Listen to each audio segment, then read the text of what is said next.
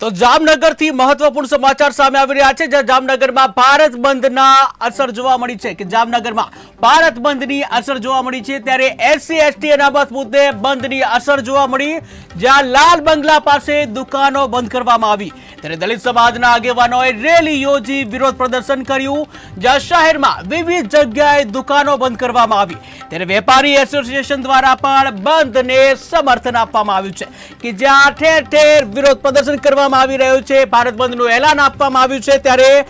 જામનગરમાં પણ બંધને સમર્થન મળ્યું, જ્યાં જામનગરમાં ભારત બંધની અસર જોવા મળી હતી, ત્યારે એસસી એસટી અનામત મુદ્દે બંધની અસર કે જ્યાં લાલ બંગલા પાસે દુકાનો બંધ કરવામાં આવી, ત્યારે દલિત સમાજના આગેવાનોએ રેલી યોજી વિરોધ પ્રદર્શન કર્યું, ત્યારે શહેરમાં દરેક જગ્યાએ દુકાનો બંધ કરવામાં આવી છે, જ્યારે વેપારી એસોસિએશન દ્વારા પણ બંધને સમર્થન આપવામાં આવ્યું છે કે જ્યાં સુપ્રીમ કોર્ટના જજની બેન્ચ દ્વારા દેશમાં એસસી એસટી અનામતમાં ક્રિમિનલ લાગુ કરવાનો જે નિર્ણય કરવામાં આવ્યો છે, આ કાયદો સરકાર લાવે પહેલા વિરોધ કરવામાં આવી રહ્યો છે અને તેના તમામ નિયમોનો અમલ કરવામાં ના આવે તે માટે આજ રોજ ભારત બંધનું એલાન આપવામાં આવ્યું છે, ત્યારે તે અંતર્ગત ગુજરાતના જામનગરમાં પણ ભારત બંધના એલાનને સમર્થન આપવામાં આવ્યું, આ સાથે જ જે દલિત સમાજના આગેવાનો લોકો પણ રોડ રસ્તા ઉપર ઉતરી વિરોધ પ્રદર્શન કર્યું હતું, આ સાથે વેપારીઓએ પણ ભારત બંધને સમર્થન આપ્યું. આજરોજ ભારત બંધ એલાન આપવામાં આવેલું છે કે આપ બધા જાણો છો કે ભારતીય બંધારણની અંદર સમાનતા, ન્યાય, બંધુત્વનો અને બાબા સાહેબ ડોક્ટર આંબેડકરે અનુસૂચિત જાતિ જનજાતિ સમાજનો વર્ગ નિશ્ચિત કરેલો હતો. અનુસૂચિત જાતિ એટલે અનુસૂચિની અંદર જે સમાવિષ્ટ જાતિઓ છે, વર્ગ છે. સુપ્રીમ કોર્ટે પહેલી તારીખે જે ચુકાદો આપ્યો એ વર્ગની અંદર વર્ગ ઉભા કરવાની જે નીતિ અખત્યાર કરી અને સમાજની અંદર ભાગલા પાડવા માટેનો જે એક નિર્ણય દીધો એ દુઃખદ છે અને એના માટે સંપૂર્ણપણે આ સરકાર અને જે સરકાર દ્વારા એને સંચાલિત થઈ રહેલા છે એ લોકો જવાબદાર છે.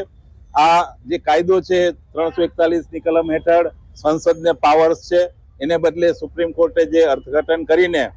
ખોટું અર્થઘટન કરીને જે રીતના બંધારણની અંદર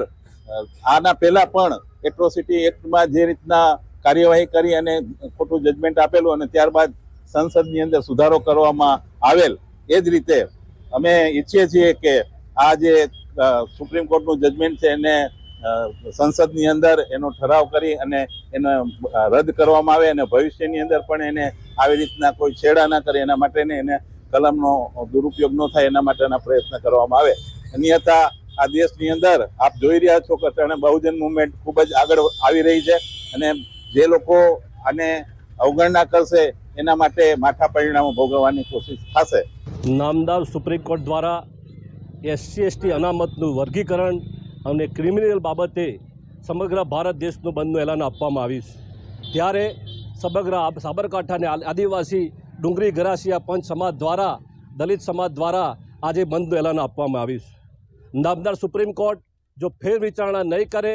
કેન્દ્ર સરકાર, રાજ્ય સરકાર જો અમને સહયોગ નહીં આપવામાં આવે તો આગામી 13મી સપ્ટેમ્બર વિશ્વ આદિવાસી દિવસના રોજ ગાંધીનગર ખાતે ગાંધી ચિંધ્યા માર્ગે અહિંસક આંદોલન કરવામાં આવશે. માટે આ ફેર વિચારણા કરી એસસી એસટી સમાજને ન્યાય આપવામાં આવે એના માટે આજે ભારત બંધને એલાન આપવામાં આવ્યું છે. તમામ જાતના સમાજના આગેવાનો, તમામ નાના મોટા વેપારીઓ, તમામ લોકોએ સહયોગ આપ્યો છે, સમર્થન આપ્યું છે. માટે ફરીથી જ્યારે જરૂર પડે ત્યારે અમો એસસી એસટી સમાજ ગાંધી ચિંધ્યા આંદોલન માર્ગે જઈ અને અમારા હક અને અધિકાર મેળવું છું, એમાં કોઈ શંકાને સ્થાન નથી.